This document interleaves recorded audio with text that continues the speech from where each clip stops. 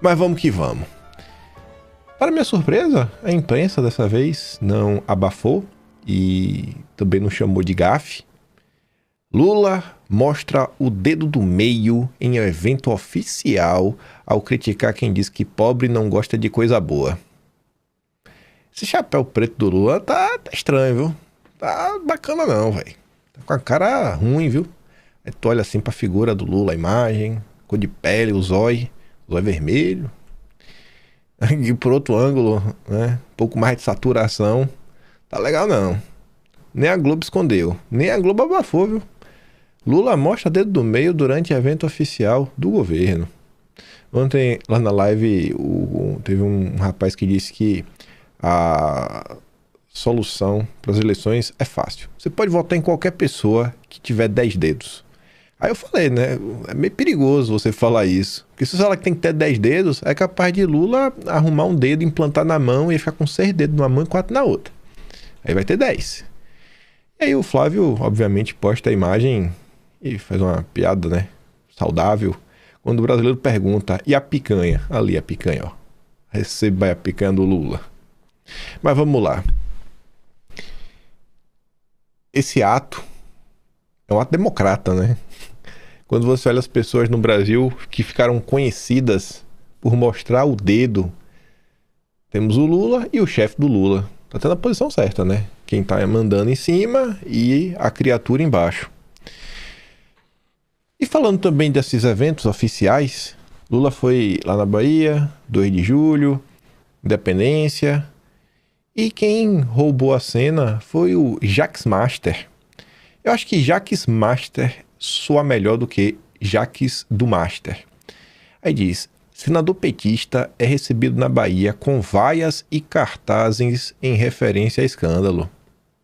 Investigado no caso Master, o senador, né, Jacques Master, ex-líder do governo lá no Senado e pré-candidato à reeleição, foi recebido ontem sob vaias e placas com referência ao escândalo em Salvador ao participar do cortejo do 2 de julho, evento que celebra a independência da Bahia. O episódio foi registrado em vídeos que circularam nas redes sociais. E aí, para minha surpresa, a Globo colocou imagens de perfis da direita compartilhando isso daí. Esse é o PT, essas são as coisas que a gente não pode deixar de comentar, que o povo precisa saber disso, né? A população como um todo. Na verdade, eu acho que discutir sobre segurança pública, que é o que a gente vai falar agora, tem muito mais impacto. Cedinho, polícia na rua, brasileiros sancionados pelos Estados Unidos, por elo com PCC, são alvos da Polícia Federal por lavagem de 10 bilhões do tráfico. 10 bilhões. Dá para vocês? Bateu bilhão. E tudo isso por conta das movimentações do Flávio, Eduardo, Paulo Figueiredo, junto ao governo americano, enquanto o governo Lula, se fez algum esforço, foi para o governo Trump não classificar essas organizações como, né, terroristas. E o Lula, inclusive, reclamou da classificação. Aí diz o Estadão, ó, Operação Exchange executa nesta sexta 11 mandados de prisão temporária e 13 de busca e apreensão.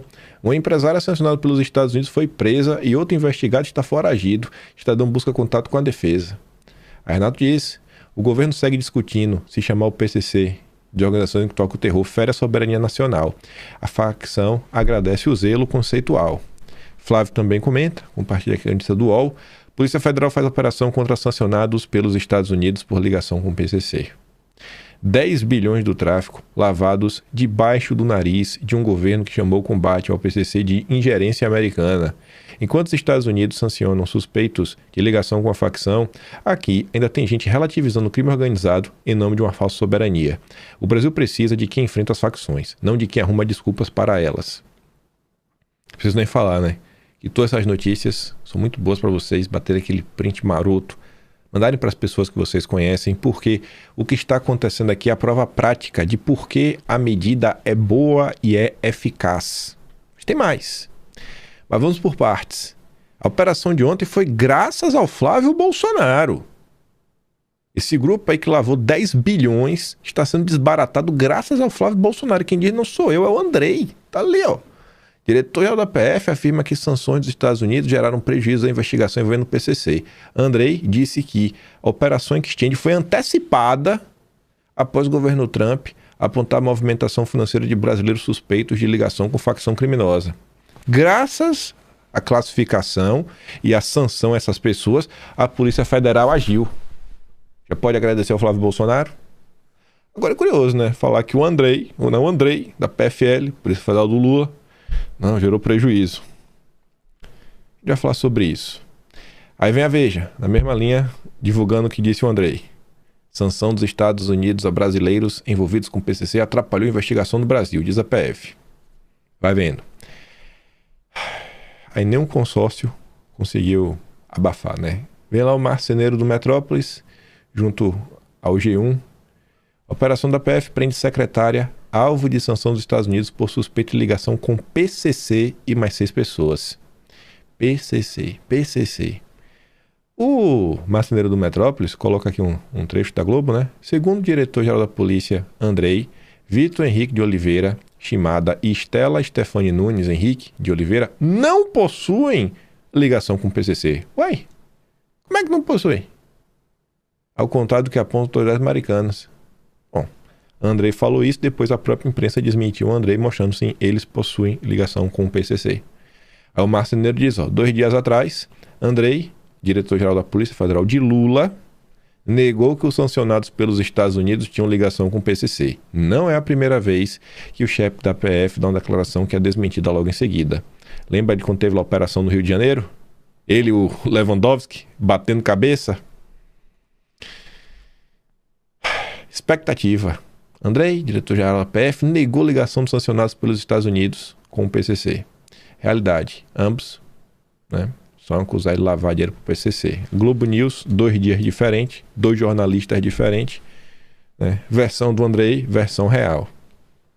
O diretor-geral da Polícia Federal, Andrei Rodrigues, negou que o Vitor Henrique de Oliveira Shimada e a Estela Stefani Nunes Henrique tenham ligações com o primeiro comando da capital, ao contrário dessas alegações do governo americano. Estela Stefani Nunes Henrique de Oliveira, informações da Polícia Federal, já está presa, e o Shimada, outro sancionado, neste momento, foragido, tido como foragido pela Polícia Federal, em uma operação que investiga a lavagem de dinheiro. O processo de contagem desse dinheiro, tudo ainda em andamento. Não tenho como te informar, assinante, quanto foi apreendido no total. Isso está acontecendo neste momento, mas já tem aí as primeiras imagens divulgadas pela própria Polícia Federal. Tem um vídeo aqui, né, quando ele vai falando, a Polícia Federal contando o dinheiro que achou nessas buscas e apreensões da turminha do tráfico. O André Chaldes traz uma investigação da Polícia Civil para reforçar. Uma investigação da Polícia Civil de São Paulo diz que a firma Victory Trading, sancionada pelos Estados Unidos, era parte de um aparato de lavagem vinculado ao tráfico. É curioso que o diretor da PF saia afirmando o contrário sem verificar antes. Não vamos ter opiniões preconceituosas. Vamos evitar a fadiga, né? Não vamos sair acusando a Polícia Federal de Lula de nada, né? Vamos só observar. Ao lado de Andrei, sabe quem também diz que a turma não tem ligação com o PCC? O promotor que investiga o PCC há 20 anos. O Gaquia, né? Lincoln Gaquia, ele se orgulha de investigar o PCC tem 20 anos. 20 anos! Nesses 20 anos que ele está investigando, o PCC só fez crescer de tamanho e poder. A Polícia Civil diz outra coisa, né? Os Estados Unidos também. Aí quem está dizendo que não tem ligação? O Gaquia, que escreveu um livro com Valfrido Vardi, financiador do Boulos, amigo do Boulos. Foi advogado em parte do Paquito. Sócio do Reinaldo Azevedo. De esquerda. O Gaquia não viu nada demais. Aí o Vinícius diz, né? Promotor combate o PCC há mais de 20 anos, descarta o elo. Consegue entender porque a facção só cresce e desenvolve tentáculos em diversas áreas da economia? Aí nos comentários do Vinícius, a Dani postou 20 anos lutando contra as facções. O mesmo promotor criticou a decisão dos Estados Unidos sobre as facções e alerta para riscos econômicos e a soberania. 20 anos. 20 anos que ele tá aí à frente dessas investigações do PCC e tá preocupado com a economia, a soberania nacional, ingerência americana. Que coisa, hein? O promotor da GAECA afirma que facções agem como máfias voltadas ao lucro, sem motivação ideológica, e vê possíveis impactos financeiros no ato de Trump. Mas se não tem motivação ideológica, por que as pessoas da direita não são bem-vindas nos territórios que eles dominam? Pega aí um deputado bolsonarista, um candidato bolsonarista, vamos ver se ele pode entrar nessas comunidades. Vamos, promotor. Vamos sair rodando assim de supetão pra ver se o pessoal entra, acontece alguma coisa. Que conversa mole, viu? Que conversinha mole. Mas vamos lá. O Vinícius fala sobre a operação da PF contra sancionados pelos Estados Unidos por lavagem de dinheiro para o PCC. A origem das investigações se deu em 2023. 2023. E a operação só ocorreu ontem por conta de Flávio Bolsonaro. Se não, ia ser quando, gente? Desde 2023. Enfim, através de apreensão americana e informação à PF. Começou por conta dos Estados Unidos. Os Estados Unidos começa a confusão, acha o pessoal, né? Manda informação para a PF. Em 2024, a PF iniciou investigações. Em 2026, Estados Unidos sancionam envolvidos e no dia seguinte, a PF desencadeou a operação para a prisão dos sancionados. Quantos anos a PF precisa para investigações? Em 2023, os Estados Unidos avisou. Em 2024, a PF começa a investigar. Era Lula, né? Em 26, só tem operação por conta do Flávio. Não há instrumentos de monitoramento de investigados, como é feito com adversários políticos, porque tudo do regime Lula em relação às facções soa como proteção. Para investigar Bolsonaro, tomando 8 de janeiro, leva 24 horas. Agora o restante, né? Uma demora. Lulinha que o diga, só depois das eleições. Eita ali, ó. Detenção de brasileiro nos Estados Unidos desencadeou investigação, mas PF não foi informada previamente sobre sanções. Ô, coitadinha. Queria que o governo americano ligasse. Olha, a gente vai sancionar, viu? Ele foi apreendido no aeroporto da Flórida em outubro de 2023 por autoridades americanas que identificaram suspeitas de ilícitos e informaram investigadores brasileiros. Os Estados Unidos avisou, ó, toda essa operação, gente, já podia ter acabado já em 2023, porque foi dado assim na mão, ó, eu tô dando na mão de vocês, viu? Ó, estou avisando pra vocês que essa galera não presta, eu estou avisando, viu? Aqui, ó, a gente pegou eles, estão errados. Outubro de 23. E levou todo esse tempo. A sanção dos Estados Unidos antecipou a operação contra alvos ligados à PF. O diretor da PF culpa os americanos, mas deveria culpar a si próprio. E a história é um pouco pior. O Mário Sabino vai explicar. Veja a não, né? Veja como o governo Lula faz um trabalho perfeccionista, por isso que leva muito tempo. Bom, um cara tá foragido, né? Mas a culpa não é do governo Lula, que é perfeccionista, a culpa é do Trump, se o cara tá foragido. A Mário Sabino fala. O Mário Sabino é golpista. Ele não é um democrata. Não tá entendendo como o governo Lula é bom. Diretor da PF culpa os americanos, mas deveria culpar a si próprio. Aí disse que o Andrei quer fazer crer que o fato dos Estados Unidos terem designado o PCC como grupo que toca o terror e as consequentes sanções aplicadas aos elos da facção causaram prejuízo à investigação que desencadeou a operação de hoje, comprometendo a localização do principal alvo, o suposto empresário Vitor Henrique de Oliveira Shimada. Em entrevista coletiva, Andrei disse o seguinte: alterou a nossa ação, houve uma antecipação da operação, mas de fato, se não houvesse essa designação, talvez o desfecho fosse outro e nós teríamos localizado essa pessoa, o Shimada, mas infelizmente não localizamos, então houve prejuízo à investigação. Vai vendo. Sabe-se agora que Shimada e o seu pessoal, envolvido com lavagem de dinheiro proveniente de tráfico internacional de drogas, movimentaram mais de 10 bilhões de reais. Quando o esquema começou a ser desvendado? Em 2023, graças ao trabalho da Homeland Security Investigations americana. Pois é. Durante uma fiscalização no aeroporto de Fort Lauderdale, na Flórida, agentes seus detiveram um brasileiro, Igor Foquin Savioli, e encontraram no celular dele fotos e mensagens suspeitas. As informações foram transmitidas às autoridades brasileiras. Igor Foquin Savioli chefiava a lavagem grandiosa juntamente com Shimada. De lá pra cá, o que aconteceu? Olha só, O que aconteceu? Os americanos acharam, deram na mão. Vai lá, brasileiros. Terminem, né? Cuidem dos seus bandidos. Pois bem.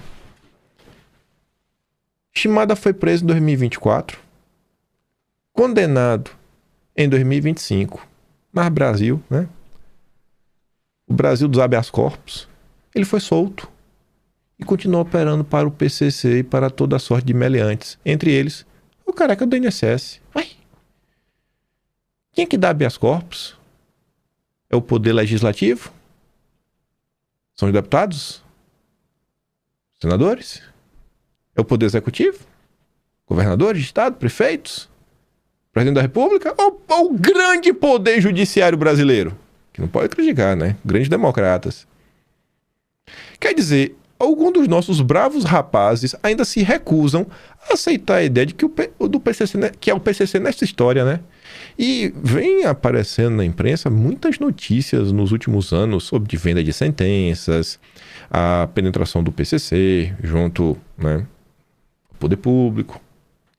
Para o seu Andrei, no entanto, a culpa por Shimada encontrar-se foragido deve ser atribuída aos americanos, que resolveram sancioná-lo também e os seus asseclas sem avisar o Brasil. Como sou sujeito simplório, acho que a responsabilidade é mesmo dos brasileiros que, obrigados aos Estados Unidos, sabiam do esquema desde 2023. E aí os brasileiros que soltaram o condenado em 2025 e não se preocuparam em monitorá-lo desde que ele ganhou liberdade. Tá ocupado, né, gente? A prioridade do Brasil é perseguir Bolsonaro.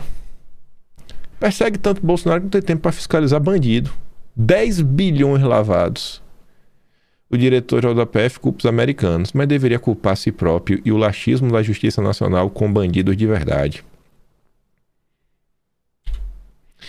Aí os golpistas do Estadão tinham publicado um editorial ontem, horas antes da operação, já elogiando a mesma. Os mesmos safados do Estadão, esses golpistas, que foram criticar o Flávio Bolsonaro, que isso não servia de nada, que pipipi, popopô. Só que agora o pessoal elogia porque não dá para ficar contra e tenta falar de uma forma que o isentão, o boca aberta, né, não perceba que está sendo ludibriado. E aí você tentar tirar o mérito do colo de Flávio Bolsonaro. Eu já falei sobre tirar mérito, viu? Teremos que falar de novo sobre mérito das coisas. Mérito, né? Enfim, não quero adiantar nada. Um baque nos cofres do PCC. A decisão do Departamento do Tesouro dos Estados Unidos de sancionar 2 brasileiros, 3 empresas sediadas no Brasil e uma companhia portuguesa por suspeita de lavagem do dinheiro para o PCC é excelente para o combate ao crime organizado. Excelente! Independentemente das disputas políticas e conceituais que envolvem a recente classificação da facção como organismo terrorista pelo governo americano. Independente não, cara, tá certo. Deem o braço a torcer. Ao fim e ao cabo, trata-se de uma medida concreta de asfixia financeira de uma máfia. E isso é bom tanto para os Estados Unidos quanto para o Brasil. Ou seja, obrigado, Flávio Bolsonaro. Coisas para você mandar para aquele seu amigo fresco que ainda tá com ai, mas Lula e Bolsonaro. Aquele boca aberta que assiste a Globo. Segundo o Escritório de Controle de Ativos Estrangeiros, ALFAC, Vitor Henrique de Oliveira Shimada teria lavado mais de 30 milhões de dólares em recursos oriundos do tráfico de drogas por meio de criptomoedas adquiridas nos Estados Unidos. Isso lá, mas depois da operação de ontem já pulou para 10 bilhões. De lá, o dinheiro é transferido para o Brasil. Shimada também é acusado de ser o elo entre membros do PCC na Flórida e traficantes internacionais. Gente boníssima, ganhou habeas corpus, fugiu. Mas a culpa é do Flávio do Trump. A outra sancionada é Estela Stefani Nunes Henrique de Oliveira, assim como empresas ligadas a ambos. Com o bloqueio de seus bens e a proibição de negociarem com cidadãos e campeãs americanas, o OFAC cortou o oxigênio financeiro que permite ao PCC expandir suas operações para além das fronteiras brasileiras. É consenso entre especialistas em segurança pública que a asfixia financeira é uma das formas mais eficazes de combater organizações criminosas de estrutura mafiosa, como são o PCC e o Comando Vermelho, também designado como Organização que toca o terror pelos Estados Unidos. Prender líderes dessas facções e apreender drogas e armas é mandatório, mas tem efeito limitado, enquanto o dinheiro oriundo do crime continuar circulando livremente pelo sistema financeiro para bancar novas ilicitudes. Pois é, né? Asfixia financeira. Esse é o ponto central da medida. Chama a atenção ainda o fato que as investigações que levaram às sanções estão com mesmo que diretamente o caso Vaidebet, que apura desvio de recursos ligados a um contrato de patrocínio do Corinthians.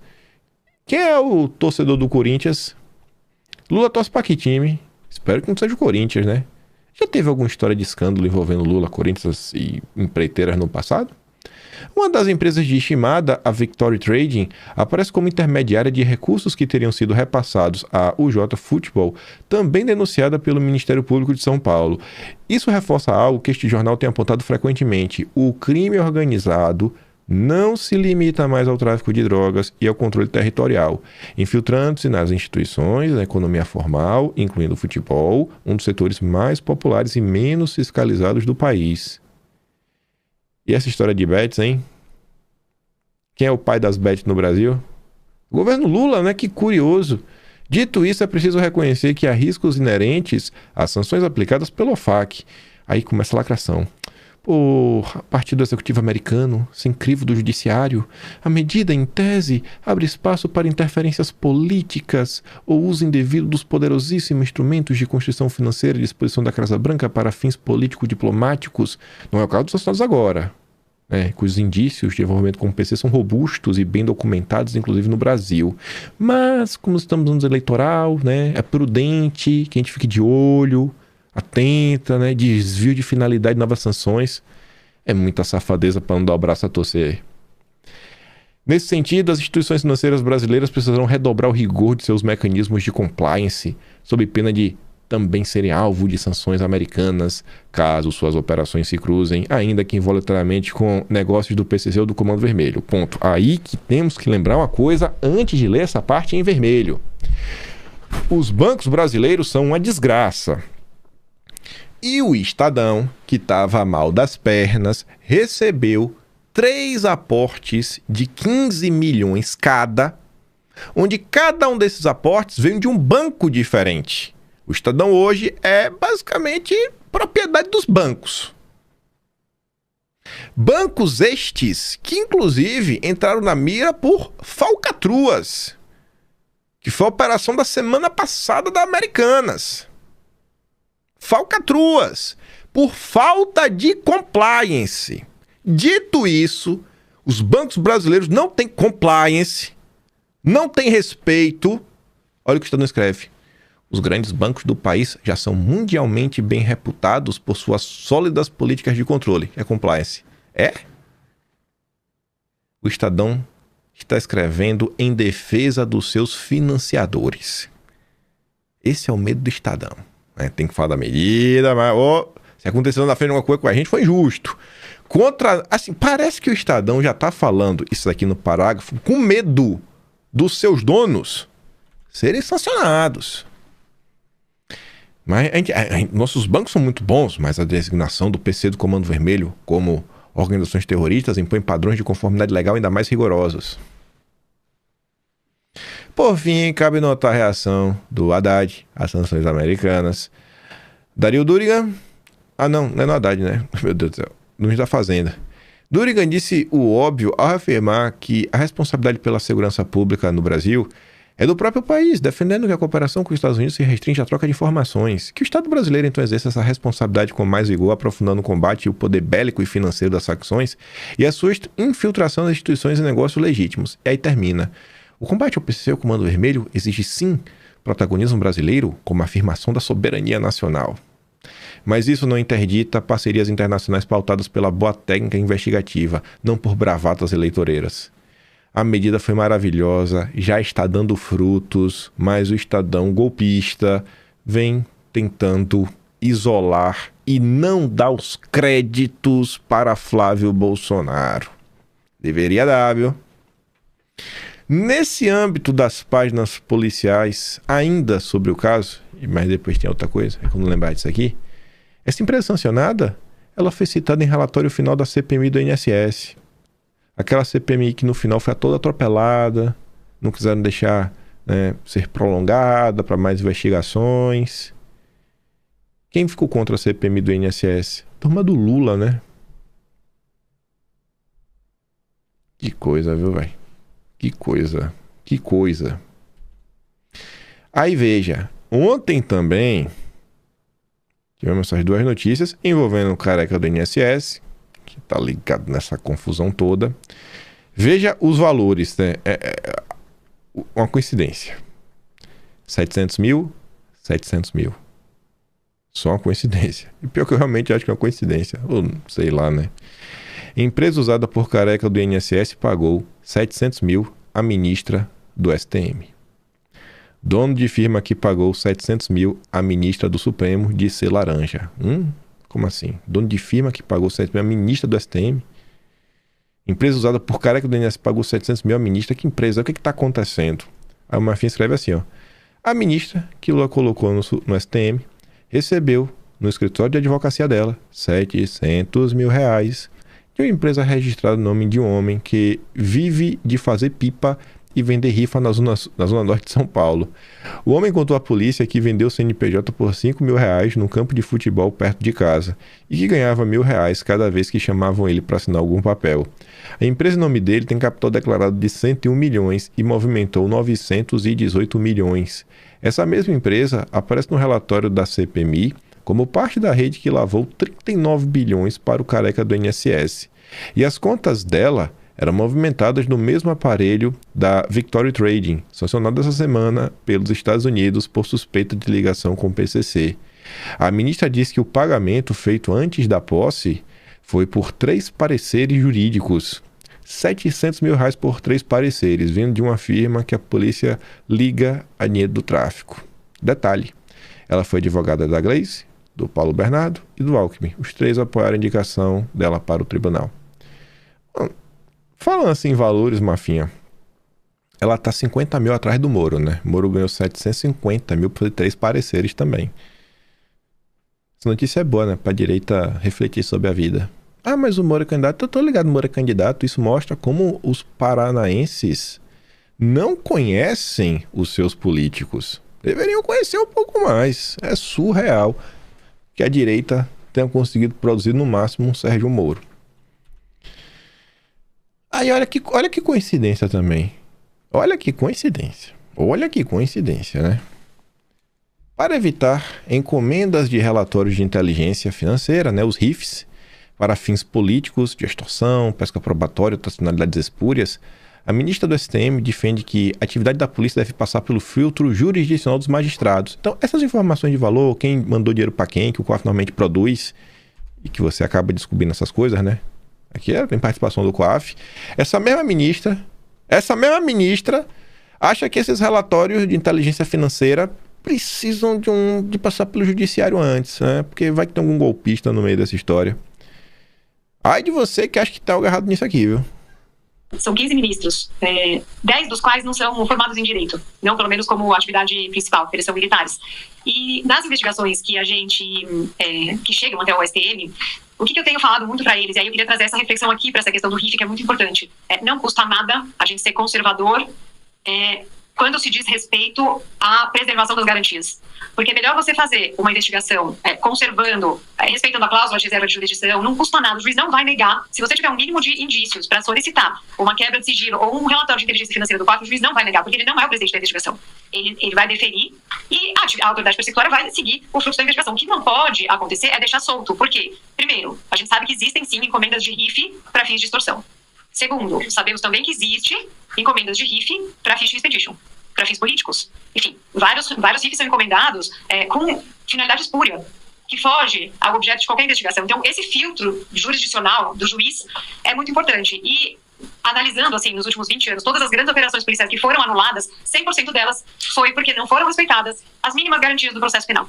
Então, essa é a reflexão que eu queria trazer, para que a gente tenha em mente que não custa nada você pedir para o juiz. O juiz é célere, ele não vai demorar para fazer um deferimento, até porque, como bem disse o ministro Saldanha, as informações estão lá. Não é uma interceptação telefônica que se você não intercepta naquele minuto, você perde a conversa. As transações financeiras, elas já foram feitas. Então, elas já estão no COAF, no acervo do COAF. Se o juiz entende por bem que é o caso de se apurar alguma atividade suspeita, então que isso seja feito dentro das garantias do processo penal.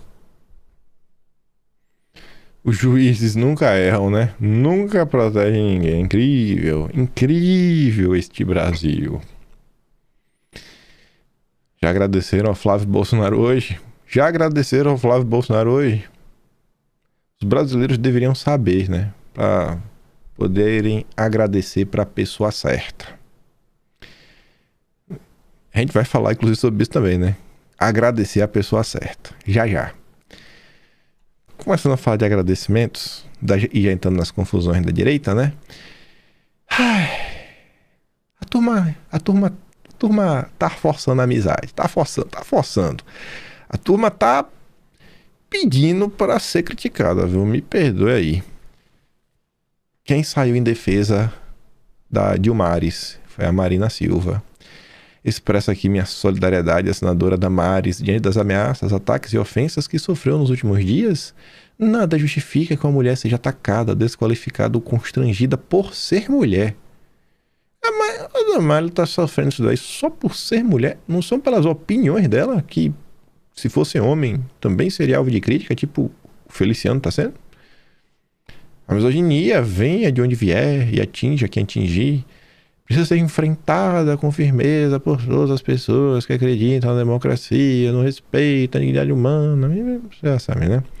O debate político deve ser firme, mas jamais pode abrir mão da civilidade, da verdade, do respeito. Quando a mulher na vida pública é alvo de agressões e tentativas de silenciamento, todos nós somos atingidas. Que Deus e o bom ambiente democrático nos iluminem a escapar dessa onda inaceitável, que nada tem a ver com o que deveria ser o debate público.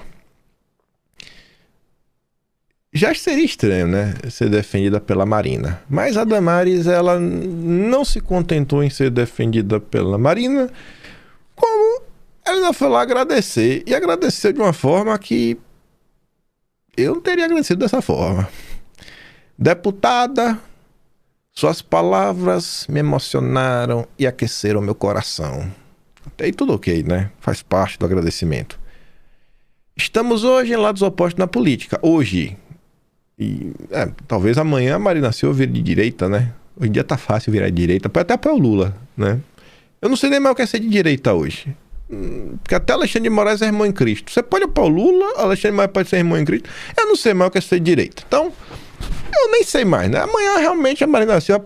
Amanhã posso ser que eu acorde e eu tenha que defender a Marina Silva sob pena de ser criticado pelo Constantino. Mas todos sabem que no passado já estivemos do mesmo lado. Rapaz, eu não sabia. Eu não sabia não, Damares. Estou sabendo agora. Estou sem palavras. Lindo momento, viu? Juntas lutando por um Brasil melhor. Aí eu comecei a ficar com medo. Peraí. Não basta estar com a Marina, mas estar lutando por um Brasil melhor. Não tem como lutar com um Brasil melhor com a Marina. A Marina é uma das pessoas mais perversas da história nacional. A Marina Silva tem um trabalho de décadas, assim, já fez dossiê histórico, por exemplo, sobre a Fundação Ford. Lá no início dos anos 2000, final dos anos 90, a Marina Silva já estava aprontando.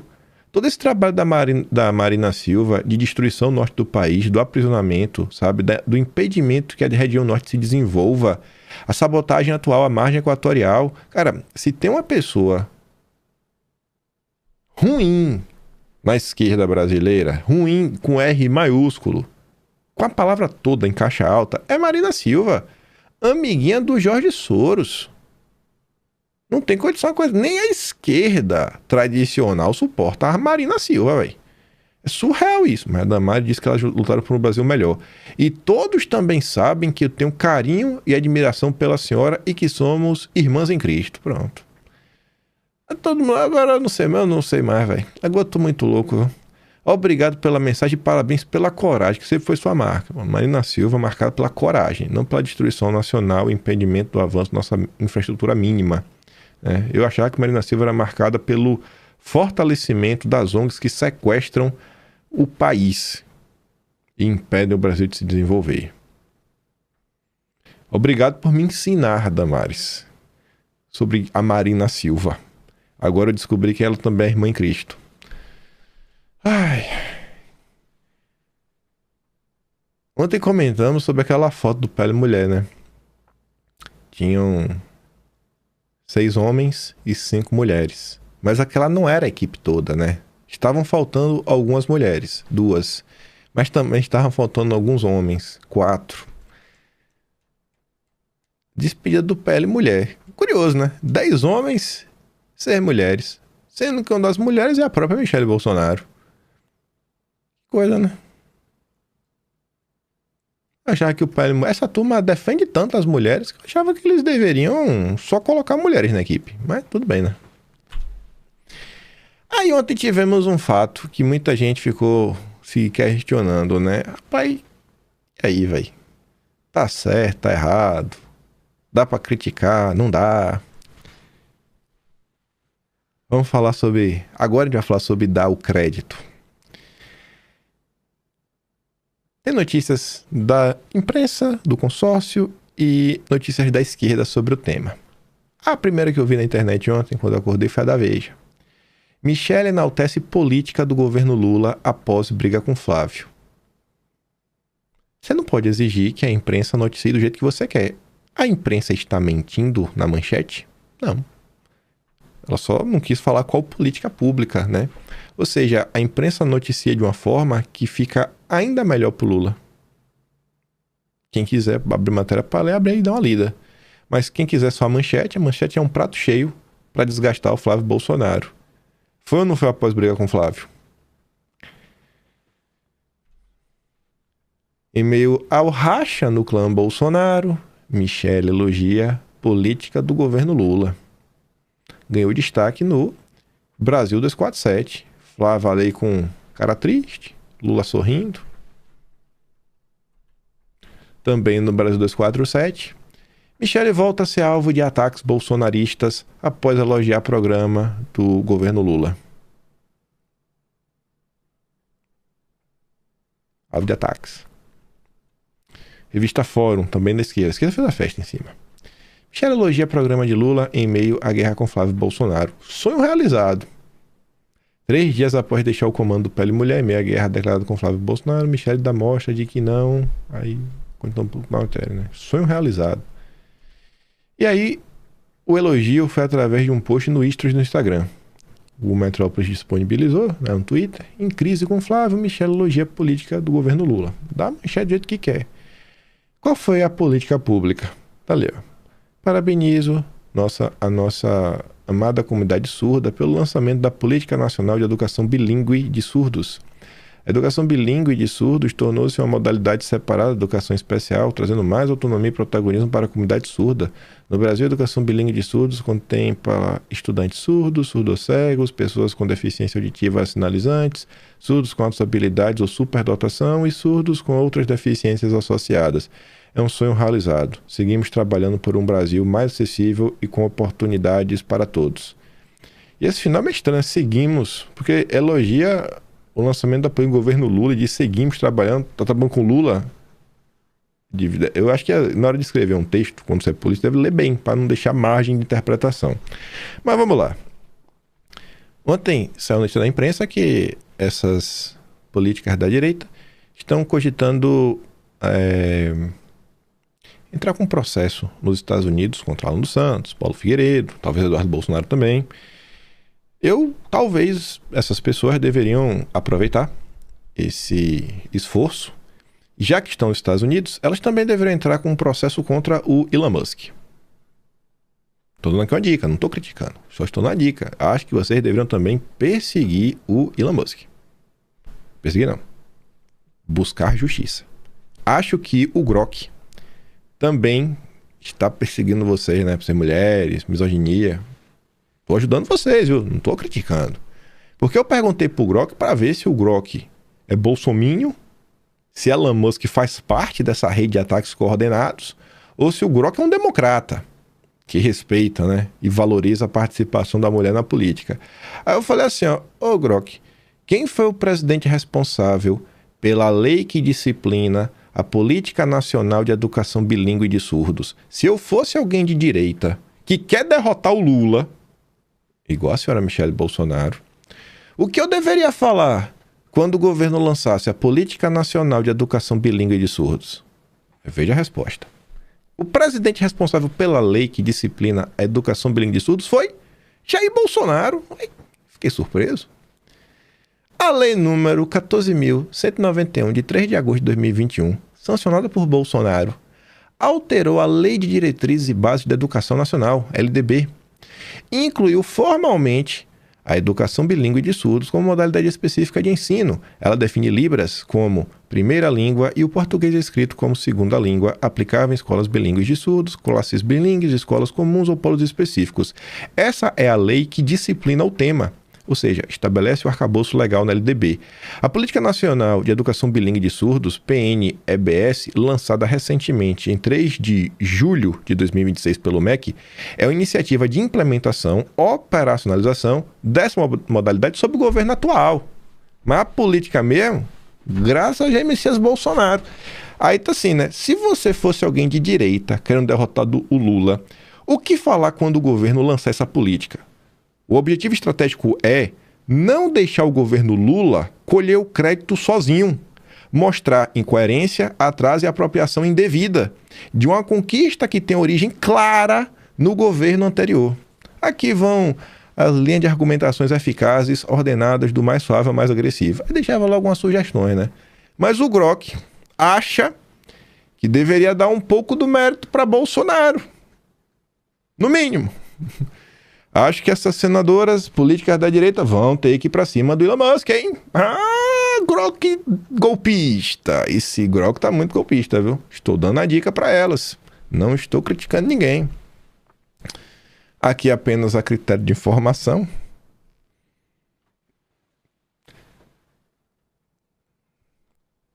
A minha pergunta é se Jair Bolsonaro sabia que ela ia gravar esse vídeo. Ela chegou a comentar? Ela chegou a comentar que ela iria gravar um vídeo. Mas ela falou com o Jair, então? Falou, mas não falou o conteúdo. Falou, olha, eu vou gravar um vídeo sobre o Ceará.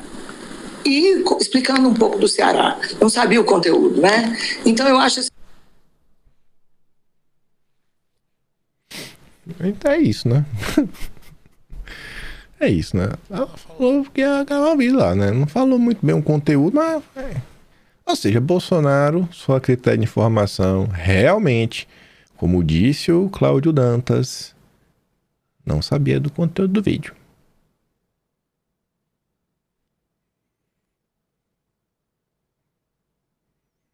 Já podem, né, falar que o Cláudio Dantas deu a informação correta.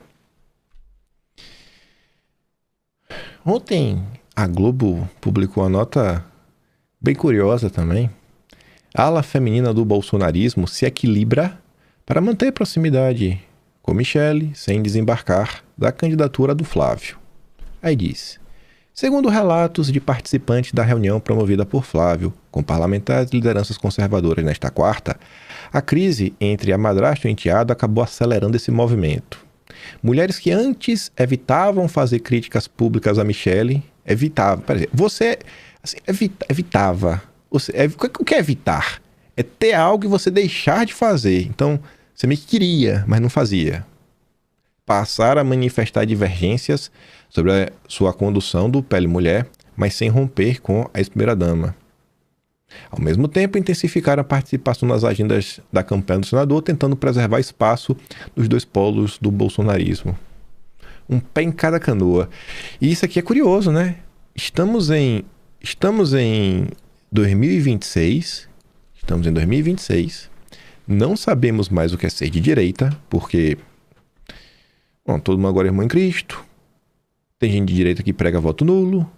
Tem de direita que quer destruir o Flávio. Tem de direita que, sei lá, o Zemo, o Caiado, qualquer um, menos o Flávio. Então você fica no lugar, o que é ser de direita, né? Aí você corta pro bolsonarismo, que era pra ser mais simples, né? Não, bolsonarismo, mas toma lá para o Jair, né? Tá, o projeto é em torno do Jair. Pô, meu projeto do Jair é o Flávio, né? O Jair apontou, pô, meu candidato é o meu filho. Eu tô apontando aqui pra galera, pra todo mundo ver. Aí você acaba por descobrir que o próprio bolsonarismo, assim como a direita, é um negócio meio difícil de explicar, porque hoje o bolsonarismo também tem dois polos. Talvez tenha três. Eu acho que tem no mínimo três. Porque dois realmente tem. Tem a turma que está no PL, que é mais ideológica e que não apoia o Flávio. E tem a turma mais ideológica que apoia. Esse deveria ser o bolsonarismo. Só que tem também aquela galera que a imprensa trata como bolsonarista, tipo o PL Raiz, o PL Centrão e Ciro Nogueira. Aí já seria 3 polos do bolsonarismo. Então tá curioso, né? O ano 2026 tá muito... sem piada. Isso aqui eu tô falando agora, essa sacada eu não tive agora. Nem quando eu tava montando um vídeo. Hoje de manhã lá, era de noite pra vocês. Não tem noite pra vocês? Eu tava na minha live lá do Talking Show.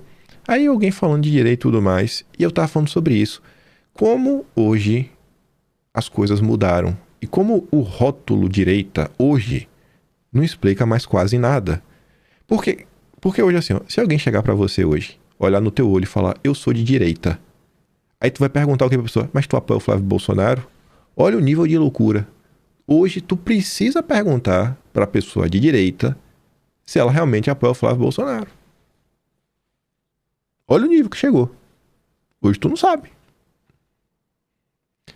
Embora a divisão entre os grupos já existisse de forma mais discreta, eu vou falando isso pra vocês tem um bom tempo, né? E eu digo assim, deputados, vocês deveriam deixar, né, às claras o que vocês acham e pensam e seguem falando muitas vezes nos bastidores, né? O povo deveria saber.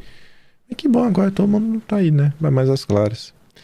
Interlocutores do PL afirmam que ela foi aprofundada pela crise entre Michele e Flávio nas últimas semanas. Segundo integrante do partido, a saída de Michele também mudou o comportamento de parte das parlamentares. Enquanto ela comandava o PL Mulher, críticas públicas eram evitadas por receio de desgastar a principal liderança feminina do segmento. Aí, sei lá, às vezes tem um evento do PL Mulher no teu estado, tu não é convidado, deixa de ir. Às vezes tem na eleição, pode tomar uma certa rasteira. Nunca se sabe, né? Com sua saída, esse constrangimento diminuiu e abriu espaço para manifestações mais explícitas de apoio à estratégia conduzida por Flávio. Ao mesmo tempo, aliados da ex-primeira-dama passaram a defendê-la de forma mais aberta, tornando mais evidente o esforço de parte das lideranças para transitar entre os dois grupos. Aí o campo bolsonarista, segundo a Folha, está meio dividido assim. Permanecem mais próximos da Michele Damares, Celina Leão, bolsonarista, viu, Celina Leão? Eu nem sabia disso. Tô sabendo agora que a Celina Leão é bolsonarista. Eu vou ter que defender a Celina Leão. Eita, rapaz. Aí tem a Campanholo, bolsonarista até debaixo d'água. Gislane Amachita do Mato Grosso e Clarice Tchaikovsky. Não sei como é que se chama esse nome, não. Me perdoa, é nome de rico. Do lado de Flávio tem Júlia Zanata, Cristonieto, Soraya Santos e Daniela Marques, nossa queridinha. O Dantas lá atrás falou que o Bolsonaro não sabia do vídeo, né? A própria aliada da Michele reforça isso agora. Ontem, enquanto eu comentava o vídeo do Dantas, né? Eu dei uma pausa, trouxe mais algumas informações do que eu tinha apurado. E eu não apurei com ninguém com o sobrenome Bolsonaro. E realmente não foi. Eu tô falando isso por quê? Porque o Eduardo Bolsonaro compartilhou aquele trecho que eu tô comentando. Eu falei, eu trouxe mais algumas informações, além da frase, né? Você quer que eu fique mais 27 anos preso? Essa frase do Dantas disse. Mas eu falei também que tiveram outras coisas, né? Ao longo dessa tal discussão. O Eduardo Bolsonaro compartilhou. Parece que o que eu falei tem algum lastro na realidade. Aí, sabe essa história, né, do Jair ficar 27 anos preso? Esqueci. Pular isso daqui e depois eu volto a ler Paulo Figueiredo. Deixa eu lá que eu falo Figueiredo, depois eu vou para lá. Ontem saiu a notícia. Ambos negam, mas Paulo Figueiredo dita o que Flávio Bolsonaro fala. Ambos negam. Mas Paulo Figueiredo que dita? Acaba com base no quê? Com base no quê? Tirou de onde essa informação? Ambos negaram. Não, porque eu tô falando porque eu sou jornalista. Aí o Paulo Figueiredo aqui fala algumas coisas que também são interessantes. Ele diz assim, ó, pronto. Olavo morreu e agora eu sou o novo guru do Bolsonaro. Isso daqui, eu não acho que ele tá falando de pirraça, porque lá atrás, essa tentativa de transformar o Olavo no guru de Bolsonaro era uma tentativa de meio que já criminalizar o movimento da Ares, que existe uma espécie, né, de seita ideológica radical e que faz e que acontece. Eles fizeram todo um trabalho, né, para criar essa história e reforçavam guru, astrólogo. Tu lembra dos termos que eram utilizados? Então, eu acho que eles estão tentando fazer mais ou menos a mesma coisa. Mais ou menos. Para dizer que o Flávio está sendo controlado por pessoas. E aí o Paulo Figueiredo, inclusive, está numa posição, em tese, é muito pior do que o Olavo. Porque o Paulo Figueiredo, como é que a imprensa... A imprensa não. Aí, de novo, como a parte do que se chama de direita vende. O Augustinho está falando, não, o Paulo Figueiredo é um foragido. É um foragido da justiça. Então, assim, o guru do Flávio Bolsonaro é um foragido da justiça. Aí tu vai ver, depois daí não tem fim, né? O nível de crítica e maluquice. Olavo era astrólogo e Paulo Figueiredo é um foragido. Eu prefiro um astrólogo no final do dia. Tu entende a maldade que já estão fazendo? Eles estão fazendo as mesmas coisas que já fizeram contra Bolsonaro. Eles estão repetindo, sabe? Mudam os personagens, mas é o mesmo método de atuação descarado para perseguir. Aí o Paulo continua. Essa gente sofre uma mistura de retardo mental com vagabundagem doentia. Essa mulher me procura. Afirma que eu escrevo os discursos do Flávio. Eu nego, porque de fato eu não escrevo. O Flávio nega. O Flávio desautorizou o Paulo Figueiredo publicamente na questão das mulheres, né, discordando dele. E a mulher ainda assim publica o que quer. Olha só, se eu ditasse o que Flávio fala, pode ter certeza de que essa seria uma campanha muito mais combativa e parecida com a do Bolsonaro em 2018 do que isso que temos agora. Vocês, jornalistas pilantras, estariam se gritando, né, coletivamente nas redações. Lula estaria sendo escorraçado sem minhas palavras ou chavões sem sal. E os hipertensos da campanha, que querem distância de mim, estariam todos com captoprio debaixo da língua. Se, aliás, vocês assistiram ao Paulo Figueiredo Show, verão que eu reclamo desta campanha dia sim, dia também. Esse comentário é interessante porque também reforço aqui para vocês, né? A campanha não é um organismo unificado, onde todos estão felizes, contentes, sorridentes, meio que todos marchando até na mesma direção, né? Mas voltando a falar do Jair preso por muito tempo. Ontem teve a decisão do PT, que eu não sou formado em direito, como diz ali a ministra do STM. Sou burro, mas eu sou aquele burro desconfiado, viu? Fiquei com receio disso daqui. Que tá dizendo assim, né? Dom Pedro III prorroga a prisão domiciliar de Bolsonaro na apreensão de armas. Defesa do ex-presidente precisa entregar equipamentos em 48 horas. Ministro do Supremo não estabeleceu uma nova data para revisar a medida. Não tem uma nova data. Então qualquer dia Bolsonaro pode ser mandado para cadeia de novo. Aí eu fiquei lembrando que a gente está num momento de discussão, né, de uma possível volta da Magnitsky no Brasil. Mas se tiver Magnitsky, quem sabe aí, né, no momento de Bolsonaro voltar para cadeia. Eu fiquei pensando nessa forma, sabe? Espero que seja eu que esteja maluco da cabeça. Espero que eu que esteja maluco. Que esteja errado de pensar assim. Mas é difícil não pensar o pior desse cidadão? É difícil não pensar o pior desse cara? Esse cara parece que ele se move, ele tem prazer no sofrimento de Bolsonaro, quase uma vingança pessoal. Essa parada aqui das armas também, pra mim, inclusive, é só pra causar dano emocional, sabe? É pra humilhar.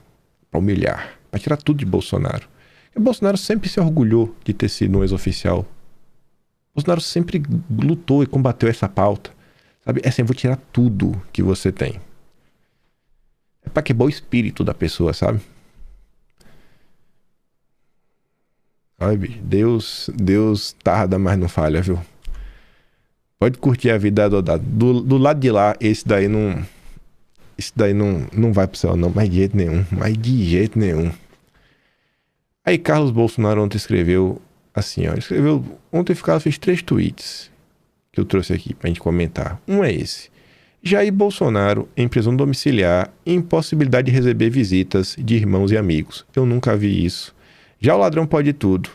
Um foi condenado por uma narrativa canalha e outros são soltos para continuar a missão que lhe foi dada. Que maldita democracia é essa que esses permitidos ignoram?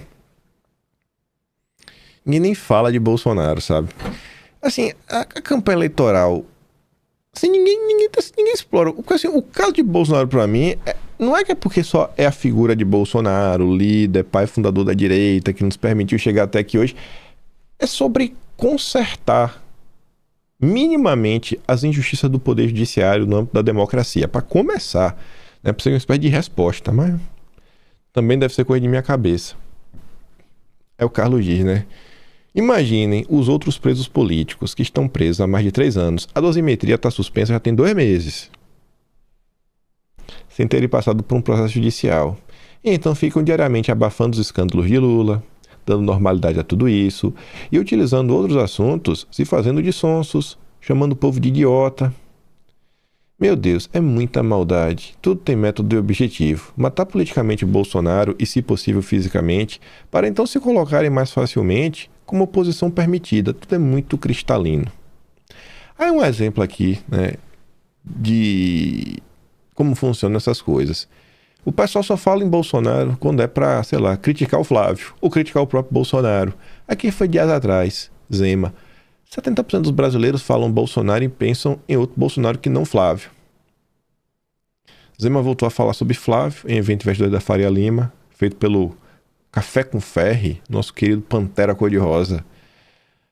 Zema não comentou o episódio, evitou novas críticas ao 01. Em sua fala, no entanto, disse que a maioria dos eleitores que indicam voto em Flávio fazem pensando em Jair Bolsonaro. Eu não tenho sobrenome de político, não, diferente de alguns concorrentes meus. Meu sobrenome só é conhecido na minha cidade, que é uma cidade pequena, a gente dá muitos empregos lá, saiu de lá, praticamente ninguém conhece. A fala foi feita no evento lá do Pantera Cor-de-Rosa, apenas para convidados, em sua maioria do mercado financeiro. Tá acelerando, tá fazendo um lobby doido, nosso Pantera. Levou a Daniela Marques também. Ai, meu Pantera. Aí o Carlos também escreveu: está na hora de parar de tapar o sol com a peneira e dizer a verdade. O objetivo é tirar a vida do preso político Jair Bolsonaro e se colocar no jogo como os permitidos pelo sistema. Basta analisar quem toda a estrutura persegue juridicamente e quem não persegue. É simples. E o Carlos ainda disse: prender um presidente que jamais tenha sido comprovado qualquer desvio de 1 centavo dos cofres públicos, aplicaram a ele uma pena maior do que a imposta a estupradores e assaltantes de banco, agora impedem Eduardo Bolsonaro de disputar futuras eleições. Enquanto isso, há quem trabalha abertamente contra Flávio e ainda ache que o brasileiro é ingênuo. E você não pode criticar. Se você criticar, você é quase um bandido. Todos, absolutamente todos os políticos permitidos jogam contra o Flávio. Não pensam no Brasil nem no povo. Pensam única e exclusivamente nas próximas eleições. Apostam no apagamento, no isolamento e até no agravamento das condições de saúde daquele que ajudou a despertar o Brasil e possibilitou que todos eles chegassem politicamente até aqui. Há quem já pense, torça e trabalhe para o dia seguinte sua morte, como se pudesse apagar a história, a liderança e a força de quem deu a vida pelo seu país. Nada disso é uma teoria desconectada da realidade, é fato, é visível, é o jogo sendo jogado diante dos olhos de todos. Quem pensa assim é capaz de tudo, de se fazer de sonso, de antecipar movimentos, de manipular narrativas e de se apresentar como uma suposta oposição permitida. Guardem este tweet, guardem. A cada dia que passar, ele ficará ainda mais atual. Um cara que está no partido, mais de 20 anos na política, ajudou, né, a mostrar quem era muita gente. E aí, para terminar o vídeo hoje, comentário meio longo aqui do Breno Altman. A Tsuki escreveu isso e terminou, escreveu um parágrafozinho e fala: inveja define. O que é inveja define, Tsuki? Por que você está com inveja do Breno Altman? Vamos aqui entender. Vamos entender por que a Tsuki está com inveja do Breno Altman. Ela coloca assim, ó: Altman encara as eleições de 2026, né, no Brasil como a batalha de todas as batalhas. E para evitar o avanço da extrema-direita na região, ele sabe que Lula precisará de todo apoio, sem o mas. Né? Não tem tititi. É Lula e acabou. Não tem tititi. Não tem tititi. Não tem. É a batalha final. Tudo que puder. Do lado de cá é todo mundo jogando contra o Flávio. Do lado de lá é todo mundo remando a favor do Lula. Pergunto, o que explica esse crescimento da direita e o que está acontecendo no nosso continente? Bom, eu acho que o que está em curso é uma onda conservadora, uma ofensiva conservadora liderada pelos Estados Unidos de grande quilate, de grande porte. Tá? É a mais importante ofensiva conservadora no século XXI. E os Estados Unidos, com seus aliados, estão conseguindo conquistar o comando dos principais governos da região, um após o outro. Temos que ser realistas em relação a isso. Há um ano e meio atrás, não há 10 anos atrás, há um ano e meio atrás, as 6 maiores economias da América Latina estavam governadas pela esquerda, ou pela centro-esquerda. Brasil, México, Argentina, Colômbia, Venezuela e Chile. As 6 maiores economias estavam governadas pela centro-esquerda. Não é pouca coisa. Naquilo que parecia o ápice de um avanço, de uma nova onda progressista. Colômbia nunca tinha tido um governo de esquerda. Nunca tinha tido um governo de esquerda até o Petro ser eleito. O Chile nunca tinha tido um governo de esquerda depois do golpe contra o Salvador Allende. Porque os governos anteriores, que foram do Partido Socialista ou do Partido pela Democracia, como o governo da Michelle Bachelet, por exemplo, não eram governos de esquerda. Eram governos de forças comprometidas com a transição conservadora da ditadura à democracia. Eram governos de partidos comprometidos com o programa neoliberal. Mesmo a Bachelet? Mesmo a Bachelet, claro, mesmo a Bachelet. A mesma Bachelet. No Chile foi uma reviravolta. O governo Boric é eleito como resultado do estalido social que tinha acontecido anteriormente à sua eleição. Em função do estalido social de 2019, ele é eleito presidente do Chile.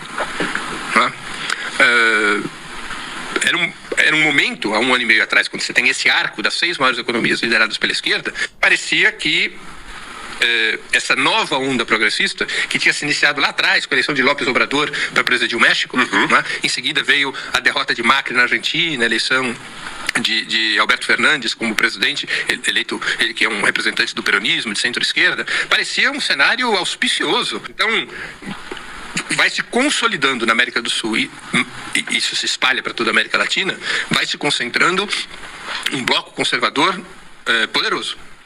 E você terá a batalha de todas as batalhas, que é o Brasil em outubro. É a batalha de todas as batalhas. Porque dentro da estratégia norte-americana, dessa nova estratégia de segurança nacional dos Estados Unidos, que a imprensa chama de corolário Trump para a doutrina Monroe, dentro dessa estratégia, que coloca como objetivo master, não banco master, mas objetivo principal, que coloca como objetivo principal controlar a América Latina, suas riquezas naturais, suas reservas de minerais nobres, as terras raras, petróleo, gás, para que esse objetivo seja alcançado, é absolutamente indispensável que o imperialismo norte-americano controle o Brasil. Que ele tenha no Brasil um governo. Essa é a grande batalha. Ou seja, a eleição de Lula, ou no caso a reeleição de Lula em outubro. Você viu? A gente aqui tentando explicar. Ó, do nosso lado aqui da direita, Comando Vermelho, PCC, comida cara, o judiciário que tá, indicação de 3 ministros, fora do pesquisa que a gente sabe para que lado vai. Tudo isso daí tá na mesa. Olha, é importante eleger o Flávio. Do lado de lá, olha qual é a preocupação dos caras no imperialismo. A troco de lutar por nada, uma luta imaginária. Por uma luta imaginária, a esquerda está toda unida. Para lutar contra problemas reais que estão destruindo o país, a direita quer destruir a campanha do Flávio. É de doer, velho. Mas vamos continuar. Passou a ter um significado gigantesco para dentro e para fora do Brasil. A disputa entre Lula e Flávio Bolsonaro, que na prática é a disputa entre Lula e Marco Rubio, ou entre Lula e Trump, essa é a disputa. Essa disputa ela é decisiva no atual ciclo histórico da América Latina. Decisiva. Não é uma eleição qualquer.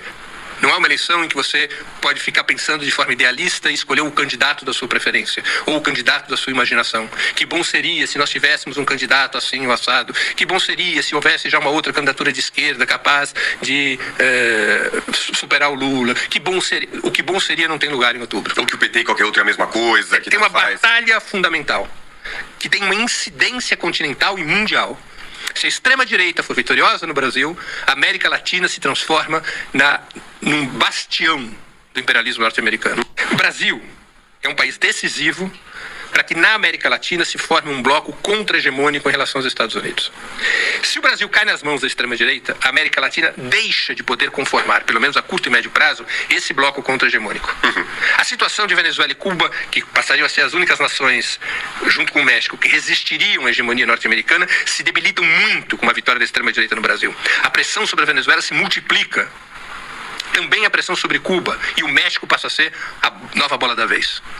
A América Latina, perdendo as condições de ser um bloco contra-hegemônico, dificulta a situação de Rússia e China. Os Estados Unidos recuperam terreno. Por isso é tão importante, serão tão importantes as eleições brasileiras agora em outubro. Tá vendo aí, né?